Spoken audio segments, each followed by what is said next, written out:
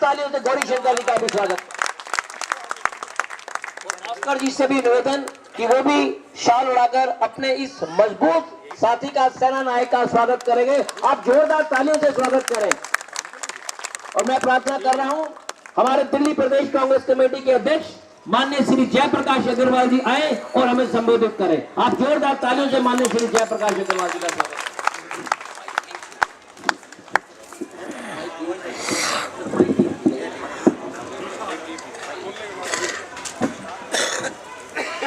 आदरणीय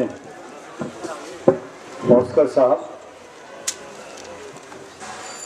आदरणीय मालाराम गंगवाल जी,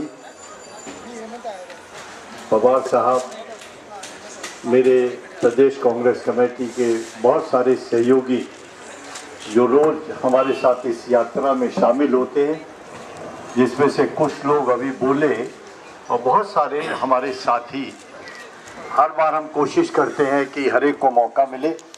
हर मीटिंग में 4-5 लोग बोलते हैं और आज के हमारे दोस्त और साथी जिनका स्वागत करने के लिए हम प्रदेश कांग्रेस कमेटी से यहाँ आए हैं, जो हमारा हिस्सा है, कांग्रेस की एक मजबूत कड़ी है, भाई गौरी शंकर शर्मा जी। मैं चाहता हूँ जरा गौरी शंकर शर्मा जी का स्वागत आप जोरदार तालियों से करें। अगर आपको कभी जयप्रकाश अग्रवाल ढूंढना है तो आप गौरी शंकर को ढूंढ लेना, आपका काम वहीं बैठे हो जाएगा।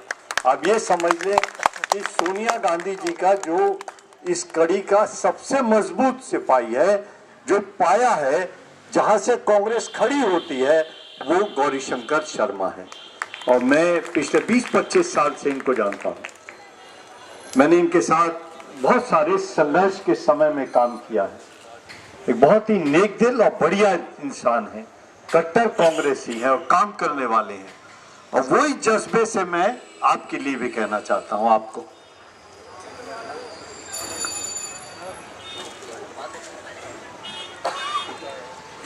ये जो शॉल हमने पहनाई है, ये शॉल दिल्ली प्रदेश कांग्रेस कमेटी का बहुत बड़ी जिम्मेदारी आपके कंधे पर हमने रखी है।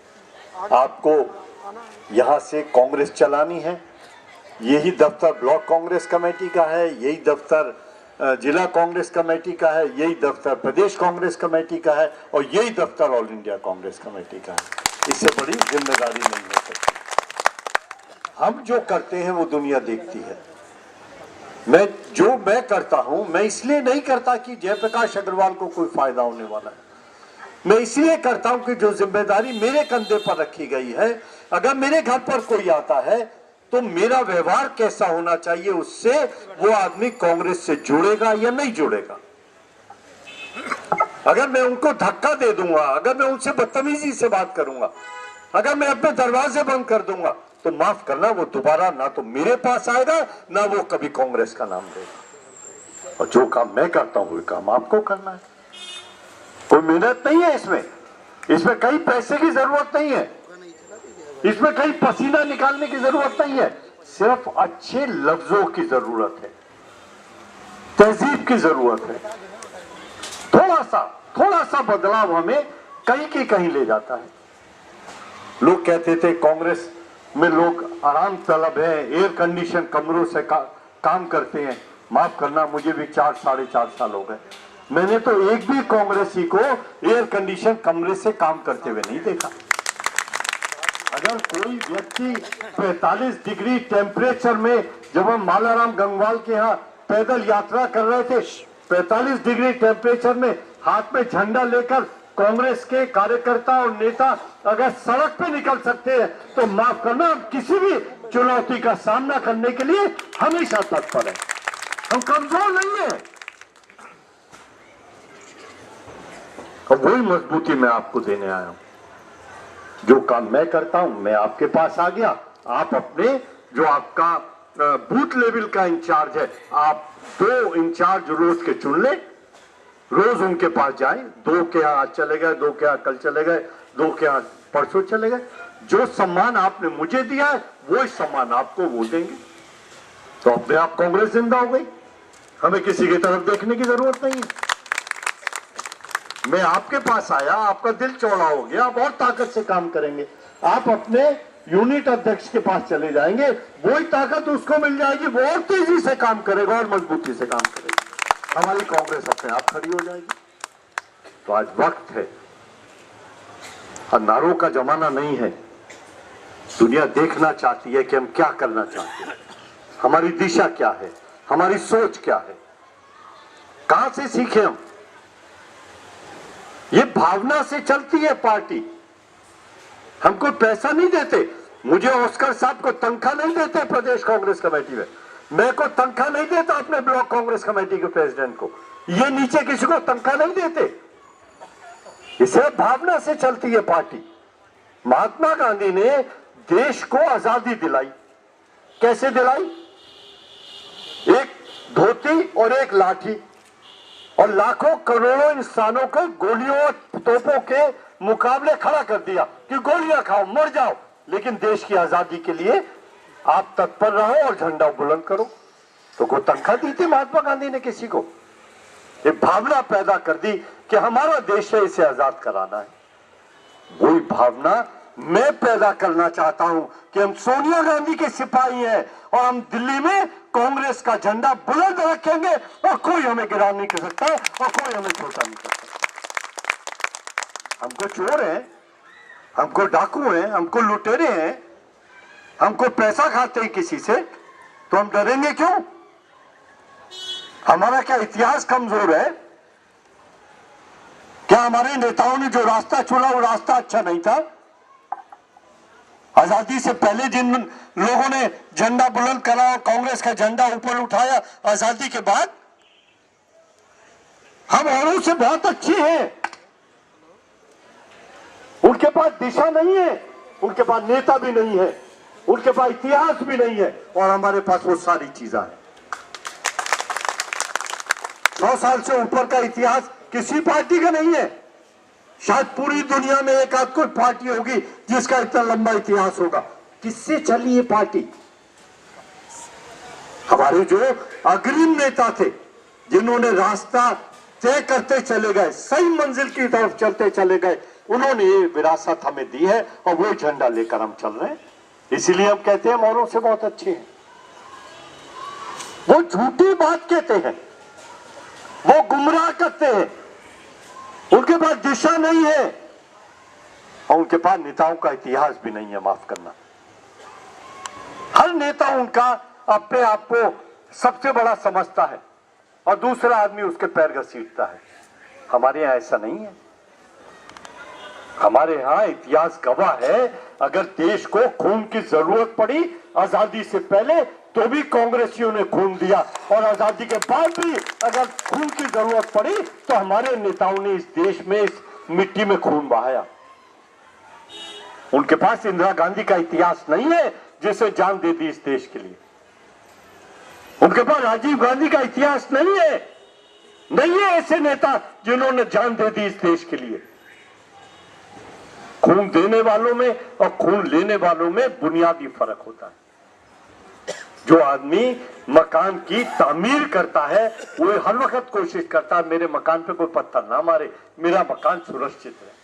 लेकिन जिसने तामीर में हिस्सा नहीं लिया मकान के, जिसने बुनियाद कहीं नहीं बनाई उसकी, जिसने कभी प्लास्टर नहीं करा, जिसने अपने बीवी के गहने बेचकर मकान नहीं बनाया, उससे मकान से क्या ताल्लुक होगा?